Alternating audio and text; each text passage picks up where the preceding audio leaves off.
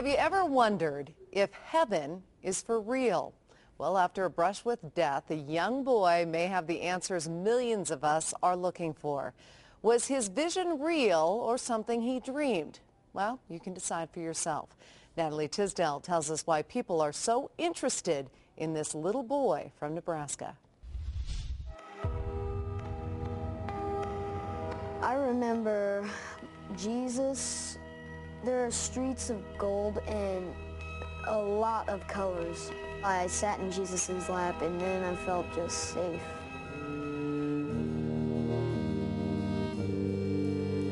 It sounded like a story dreamed up by a little boy, but to understand what Colton Burpo said, you have to hear what he did.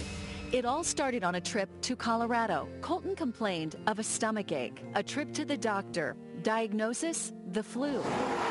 Back home to Nebraska, another doctor, still no improvement. Colton went downhill fast. As parents, we felt sick. You know, what we could have done different. Man, we did this wrong. Turns out for 5 days he suffered misdiagnosed. The then 3-year-old had a ruptured appendix. While in surgery, his parents, Todd and Sonia, prayed in separate rooms. They thought they had lost him. Miraculously, after a difficult recovery, Colton survived. But his story is far from over. There were things Colton did and things he said after the surgery that were out of the ordinary. But until a drive past the hospital 4 months after his surgery, none of it made sense. His dad jokingly asked Colton if he wanted to go back to the hospital. His response? But you know, Dad, and he looks at me in the mirror and I'm looking at him. He says, the angels, they sang to me while I was there. I remember looking in the mirror and he's just dead serious. Colton's story about heaven was about to begin. And I look at my wife and she looks at me and it's like, has he spoken to you? She's like, no. Her eyes are about probably as big as mine and I'm sitting here going, he's never talked to me about angels before. While in heaven, Colton says he saw many things and met many people, including Pop, his great-grandfather who died 30 years before Colton was born. But Colton says he didn't look like the photo in his house. A picture sent months later by his grandmother was more like the man he met, a young man without glasses.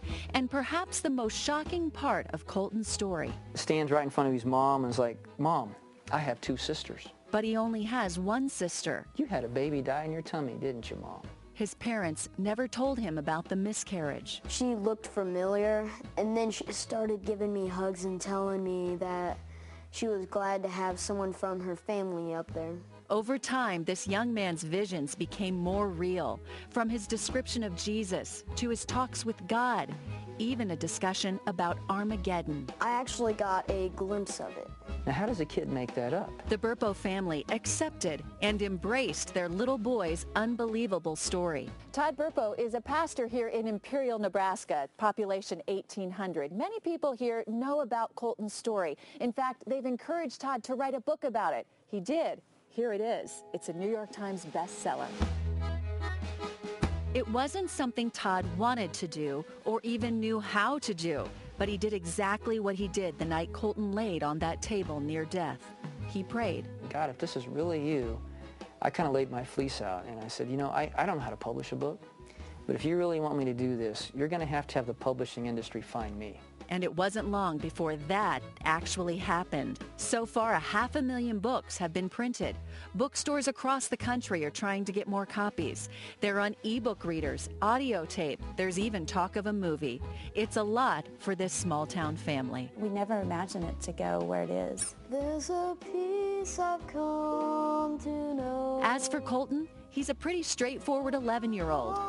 He likes music, he wrestles, and he prays to the God he describes as God. He's the biggest one in heaven. He can hold the earth in his hands. I don't know why God picked us.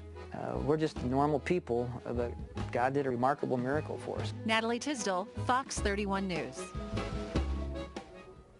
Wow. So, what do you think? You know what?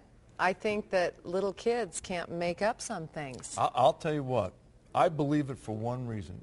This is the latest in a long line of stories I've heard, starting with my own mother, who had a near-death experience. Yeah, absolutely. And said to me when I was a little kid basically the same thing. And I've heard many stories like that. It's amazing. Who are we to say it's No, absolutely. And I want to hear more from the little boy. That's a fascinating story. Have to get the book. That is a great story. Great story. All right, we're into another cold night out there. Currently out of DIA officials.